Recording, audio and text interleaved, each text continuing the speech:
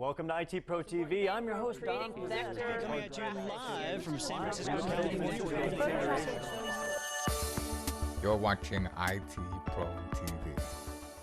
Hello, and thank you for watching IT Pro TV, helping you learn wherever you go. I'm your host, Zach Memis. As we continue on with compTIA Net Plus, IP addressing is the title of this episode. And Wes Bryant is here to help us out. Wes, great to have you here. Thanks. Hey, thanks for having me back, Zach. Yeah, this is going to be one of those topics that if you're getting into networks for the first time, if you're coming into Network Plus, well, this is going to be an interesting and very, very important topic as we go through this journey. We're going to be talking about some of the components, the characteristics of IP addressing. We'll look at, again, individual pieces and what different IP addresses do for us, all right here in this episode. And so if I get this right, IP addressing is how we determine where information is going. Yeah, Zach, that's absolutely right. You know, when we talk about IP, you know, the Internet Protocol, it's the addressing protocol that essentially allows us to send information from source and destination across our networks, right? Remember the OSI model, as we talk about, it comes down those layers from the application layer, and once it hits the network layer, right, we have an envelope, you know, kind of like our snail mail, right? We've got our packet that is ready to go, but it doesn't know where to go. And it's kind of like adding that mailing address and that return address, right? Your return address is your source address for the snail mail that you're going to send across the USPS, right? And your mailing address, if you will, that's where you're going to actually send the information, right? So we have our return mailing address and we have our outbound mailing address. Well, it's no different. With IP, you're going to have a source IP address, lets us know where the communication came from, and then you're going to have a destination IP address, and that is going to let things like your routers know, hey, what network do I send this to, and ultimately, what endpoint, right? What end system do we send this information to? So let's go ahead and let's look at some of the format of this information. Let's dive into our Windows 10 machine here, and what I'm going to do is I'm going to go ahead and I'm going to open a command prompt, and let's go ahead and clear the screen. Again, give us a little bit more real estate here. And what I'm going to do is I'm going to run ipconfig. And we'll just run this very basically. And ipconfig, I want you to remember what this utility is used for, because we're going to use it, and we will use it, already have pretty much, a lot throughout this entire Net Plus series, as well as the A+. It's an important one to know inside of Windows, and you can see that this is about Windows IP configuration, right? This allows us to configure the parameters of your network adapter, right? So if I was to open up my network adapter by the Network and Sharing Center, and I was to look at this information in the graphical user interface, if we pull this to the side, you can see here in command prompt, right? I can see Ethernet 0. Well, here in the graphical user interface, I can see Ethernet 0 likewise, and if I want to find out some more of this detailed information outside of the command prompt, we can just right-click on it. I can choose Status, and then here is our the status of this network adapter, and I can choose more. What I really want here is Details. And when I choose Details, I can see a lot of the same information that we've seen here with ipconfig, right? I can see my IPv4 address. We can see our MAC address too. That's important, right? That's that layer 2 address. But here we're just dealing with the layer 3 information, right? I can see the IP4 address, right? We're going to talk about because we have two different internet protocols, right? We have IPv4, which has been around since the days of ARPANET, way back when the internet was basically first born. We also have the next generation too. We have IPv6, which we'll also talk a little bit about in IP addressing throughout this episode as well. Maybe not in this episode, but a part 2 or part 3. Now, I want to look a little bit at this IPv4 address, and I kind of want to talk about, well, what is that IPv4 address, right? Not only does it, not just what does it allow us to do, but the actual DNA. You have to kind of understand how an IPv4 address works, right? So you can see that I have an IPv4 address. I have a subnet mask as well as a default gateway. We can see that information. I'm going to go ahead and close this down, and I'm going to get back to the command prompt there just so you're familiar with this, be familiar with this output on the exam, because they might give you, they could give you something like a screenshot like this, and they don't even tell you that it's ipconfig, right? They just kind of scroll past it, and you have to know what the output looks like. But you can see I have an IPv4 address. I also have a subnet mask as well as a default gateway. So the subnet mask, which I'm looking at right here, what do these components do? What's going on here? Okay, well, the subnet mask, that's interesting. I'm glad you asked that. Okay, so the subnet mask, what it is responsible for, and as we look at the DNA, the makeup of a IP address, what it actually is the subnet mask defines what network we're on. All right, and let's understand that the IPv4 address, right, it is expressed for us humans here in what's known as dotted decimal notation, right? Dotted, you can see here that we have 4 individual blocks of numbers, 4 decimal numbers, right? And we actually pronounce the dots. Believe it or not, when you're going to pronounce this in networking, you don't say 10 period 0 period 14 period 20, 120. They actually pronounce them as dots, right? They say 10 dot 0 dot 14 dot 120. Well, that's how we see it as humans, right? But as far as the computer's concerned, the computer doesn't deal with these decimal values, right? Computers deal in binary. Right. Binary is just ones and zeros, right? It's there's only 2 possible values. There's a 0 and there's a 1, right? Binary 0, binary 1. It's what we call a base 2 numbering system. Unlike a decimal notation, which we're used to, this is what we're familiar with, decimal value is just for us humans. Now, underneath, there's actually 32 binary bits that represent what the computer sees in an IP address. It's actually a 32-bit identifier. Now, back to your question, the subnet mask. The subnet mask, when applied to this 32-bit identifier, and again, it's also expressed in dotted decimal notation. You'll see 255.255.0.0. But when we look at binary, which we're going to show you coming up, when a subnet mask is applied to an IP address, it actually divides it up. The subnet mask tells us what network this computer's on. It also tells us what portion of this IP address is unique to the actual host, in this case, this computer here, that has the IP address, right? So the subnet mask primarily is applied to your IP address, and it defines what the network is. And we'll show you how that works here in a second, just to kind of understand it going forward. The default gateway. What is the default gateway? Well, when we look at the default gateway is the IP address of the router. When I need to send my traffic off of the local network, all right, my computer doesn't understand routing. It's not what it does. So it's going to look at, it's interesting, it will look at something internally. It'll look at a routing table that we'll talk about in another episode. And it says, hey, I recognize the local network because I can apply my subnet mask to my IP address. The computer can do that. And it says, oh, I know what network we're on. And if I look at the destination IP address and I apply that subnet mask, the same one I have to it, and we go through a process that, again, we'll look at coming up, I can identify that, hey, this information is destined for the network that I'm on. All right, I don't need the router. However, if I apply my subnet mask to the destination IP address and I don't get my network, I don't know what network that's on. So I need to get it to a device, if you will, that can get that off of this local network, can route that traffic to another network. All right, and that's the job of the router. So the default gateway inside of the TCP/IP communication protocol stack, if you will, is nothing more than really the IP address of the router. All right, or as you'll learn in other episodes that we've done, a layer 3 switch that also understands, the IP information, right? So the default gateway is, think of it this way, it's the doorway off of your local network, right? If I'm going to leave my house and I'm going to go, how do I get to the next house? Well, I got to go out the doorway, right? I got to go out the front door to be able to go into the door of another house. Your default gateway is the gateway or the door off of your local network. Now, one of the things that I did mention is I said that an IP address, right? There are 4 blocks, all right? Well, these blocks are actually called octets, right?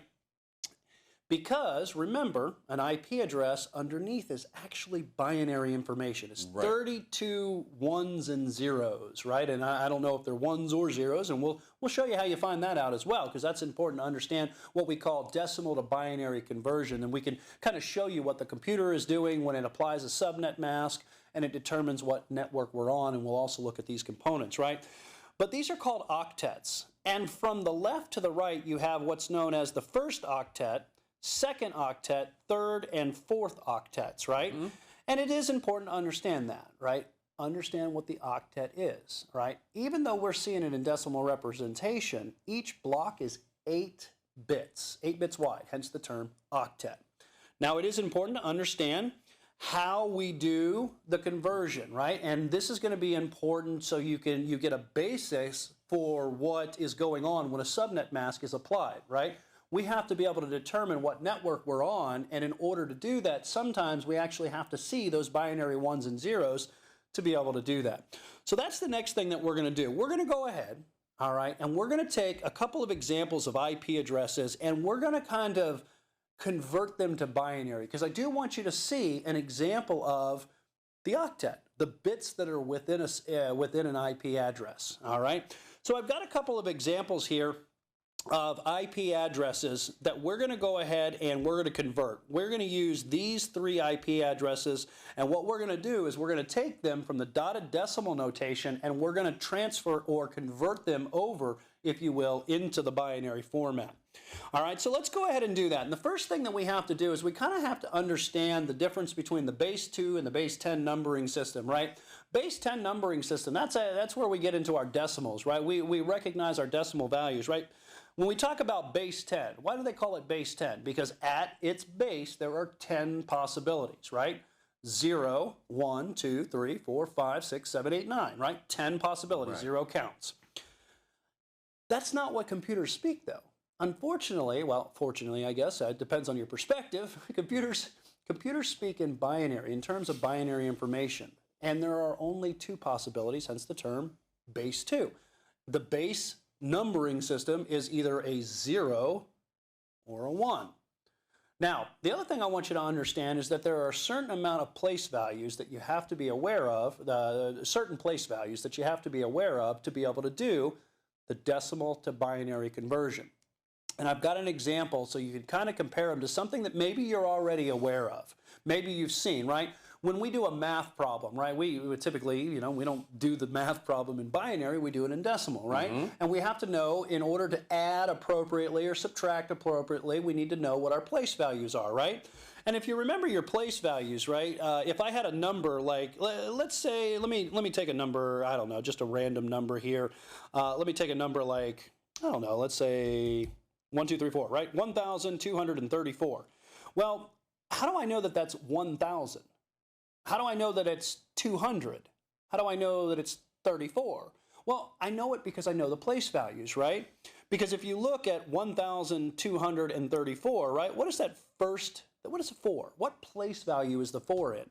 Well, it's in the ones position, right? When we look at our place values, that's in the ones position.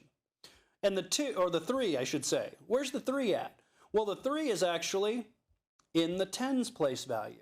So if it was just 34, right, I would know, let me click on that, there we go. If it was just 34, right, I'd have a 4 in the ones position, place value. I'd have a 3 in the tens place value.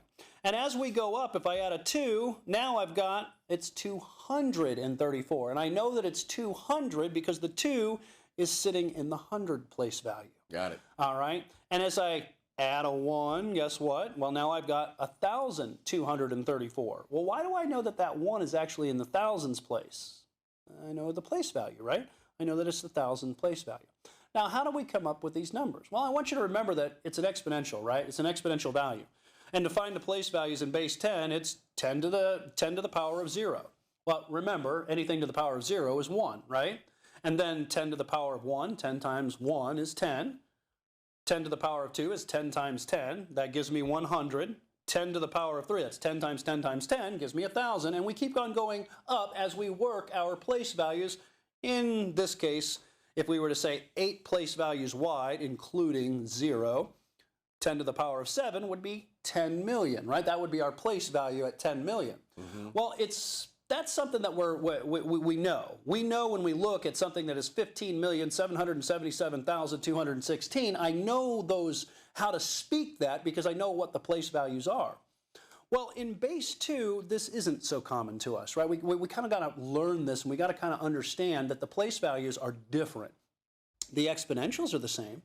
for mote, the exponents, right? It's still to the power of 0, to the power of 1, to the power of 2, to the power of 3. But because we're dealing with only 2 values, a base 2 is 2 to the power of whatever the specific place value is. So when I look, I can see that 2 to the power of 0 is what? Well, anything to the power of 0 is always 1, right? So 2 to the power of 0 is 1. 2 to the power of 1, 2 times 1 is, well, what is it? It's 2, right? And then 2 to the power of 2 is 2 times 2 is 4, and we go all the way across to 2 to the power of 7, and we get 128. All right, now, why am I going 8 place values wide? Well, if you remember what I told you your blocks were called? They were called an octet. Mm-hmm. And I said that's because we see it as decimal notation because it's easier for us to read a decimal notation than it is to remember 32 ones and zeros. It's a lot easier for me to tell Zach, hey, you know what, Zach? Your IP address is 70.201.10.126. Rather than literally rattling off 32 ones and zeros and asking poor Zach to remember that. I couldn't remember that, right? So that's why we represent it as dotted decimal notation, because as humans, it's easier to work with, right? But there are times when you need to know how to take it from the decimal into the binary, and then from the binary back to the decimal. And this might be something that you have to do on the exam. Why? Because there are certain scenarios where you can't tell where the node portion or where the network portion of an address is in those 32 bits and what's unique to the host, right? We need to be able to define that and clearly see that, and that's why the binary is important, hence why we're going to go through a few of these problems when it comes to the conversion process.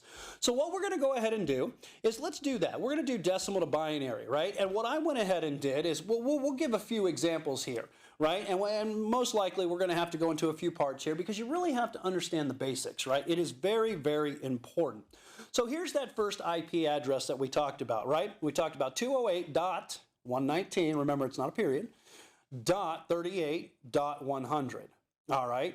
Well, in order to convert it into those 32 ones and zeros, we do this 8 bits at a time, an octet at a time to establish what all those 32 bits are. All right, so let's go ahead and do that. Now remember, they're place values. All right, we're talking about an octet. An octet is that 8 bits. Right. These values that you see right here, that you see until I moved them off the screen, right here, are 1, 2, 4, 8, 16, 32, 64, 28. Memorize these. Commit them to memory. Because if you can memorize the place values that we've shown you here, you will be doing well for any decimal to binary conversion, any binary to decimal conversion that you come across on the exam and as you move into additional training, right? Commit them to memory.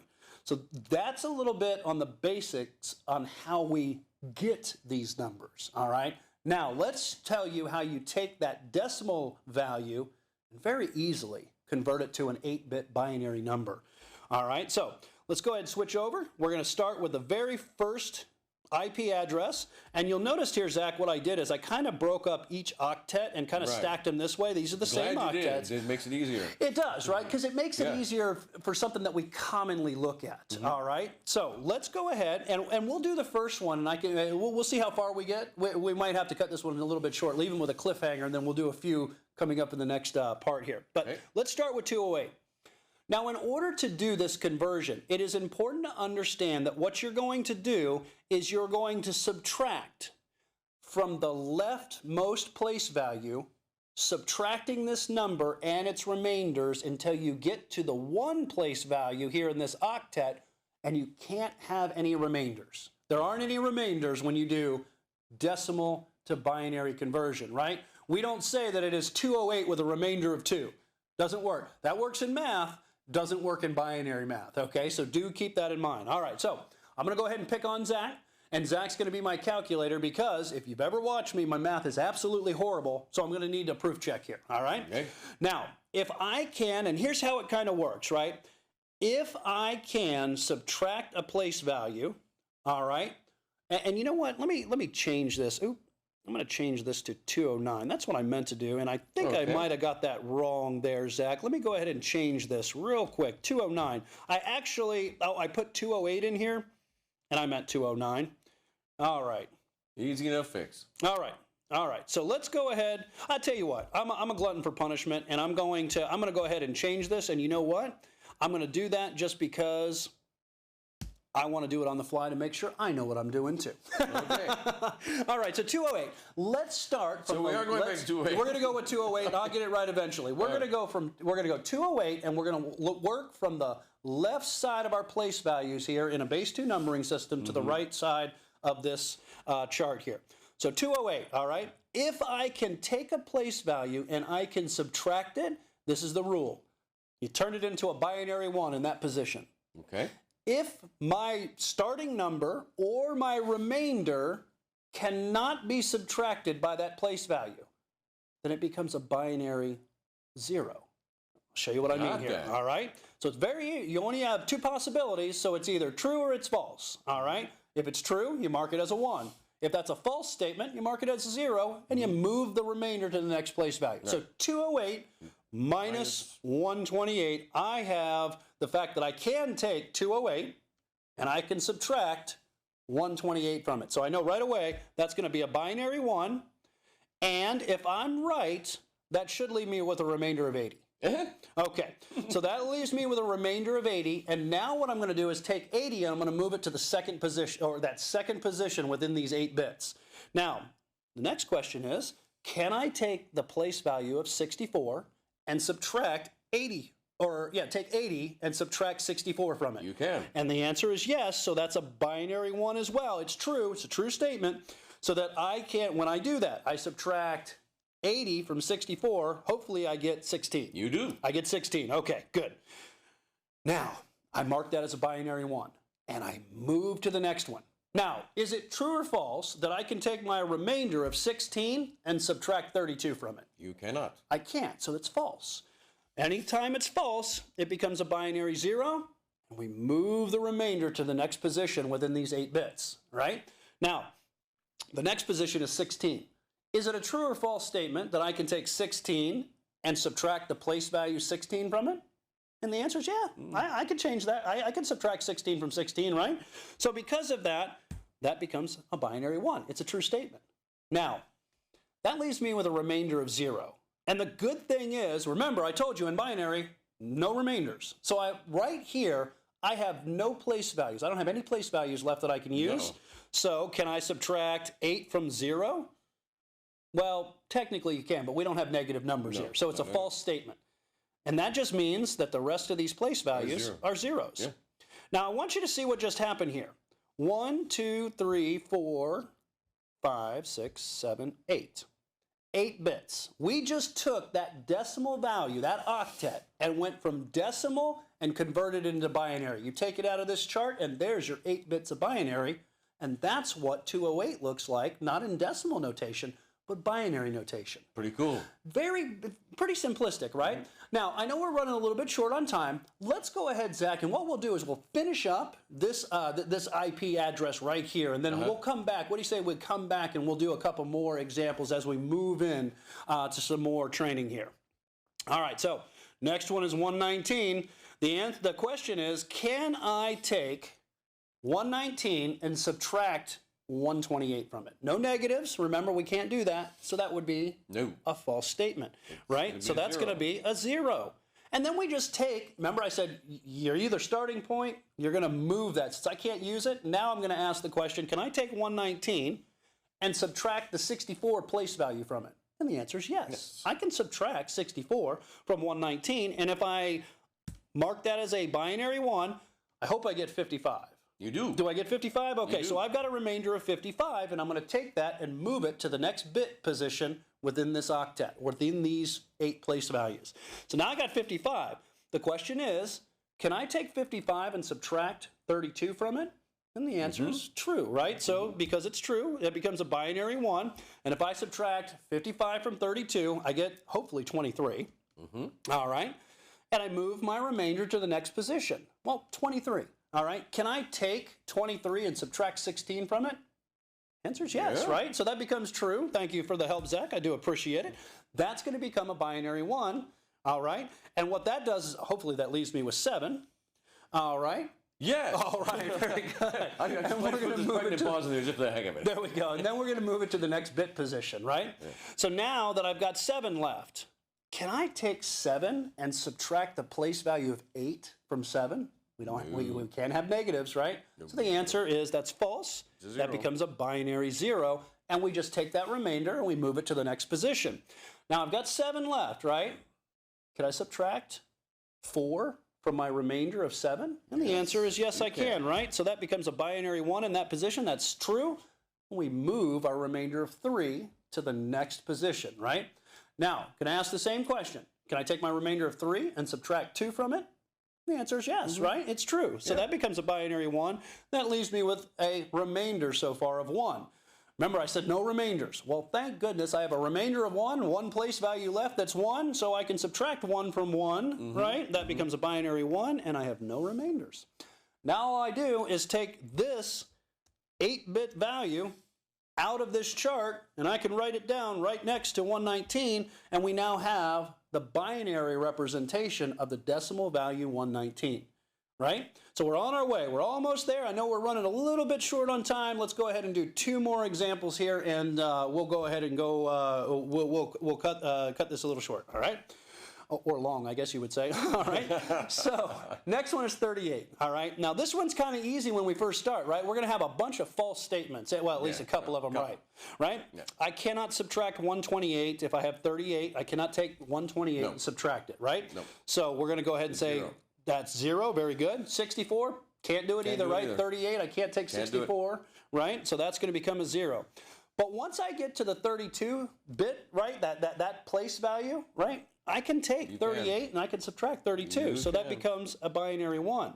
All right. Now, if I'm subtracting 38 or 32 from 38, I hope I get a remainder of 6. You do. But notice here, I got another couple of false statements.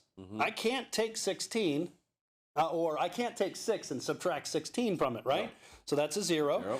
I can't take 6 and subtract 8 from it. I can't use no negative values, right? Nope. But once I get to 4, I can take the 6. There we go, right? I can take the 6 and I can subtract 4 from it, so that becomes a binary 1, excuse me, I get that right.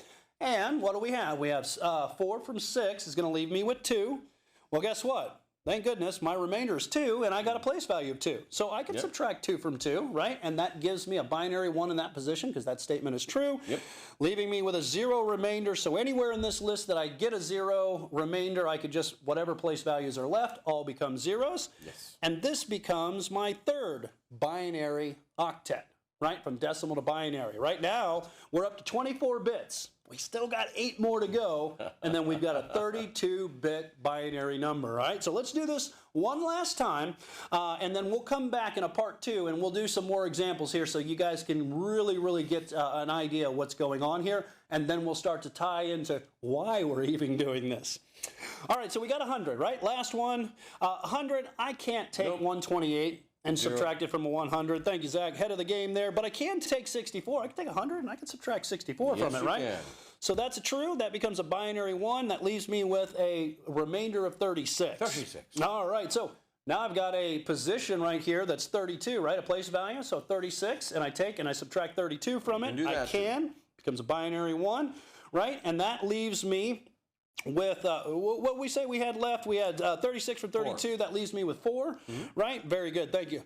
That's why I got Zach here for my math. All right. So I can't use the 16 position, right? That's false because I only have 4 left. So that becomes a 0. And we move. I cannot take 4 and then subtract 8 from it. That becomes a 0. But in that place value where 4 is, I can subtract 4 from 4. So in that bit position, that becomes a 1. I have 0 left, so any remaining place values also become zeros. And Zach, that is our last octet. And why they call them octets, by the way, because there's 8 bits that actually make up the binary underneath the decimal that we read as humans. Yes. And that becomes, right here, your 32-bit binary IP address from left to right. Wonderful episode, IP addressing part 1. There will be part 2 and maybe even a part 3. Wes is doing a great job, and I thoroughly enjoyed this episode. I enjoy all the episodes inside the compTIA Net Plus that Wes works so hard to put together for you. So make sure you take a moment and take a look at all of them. And while you're in the course library, there's hundreds of other videos. They're all designed to help you go further. And tell everybody you know about IT Pro TV. IT Pro TV is binge-worthy. Thank you for watching. I'm Zach Memis. And I'm Wes, the addressing madman Brian. He is. We'll see you soon.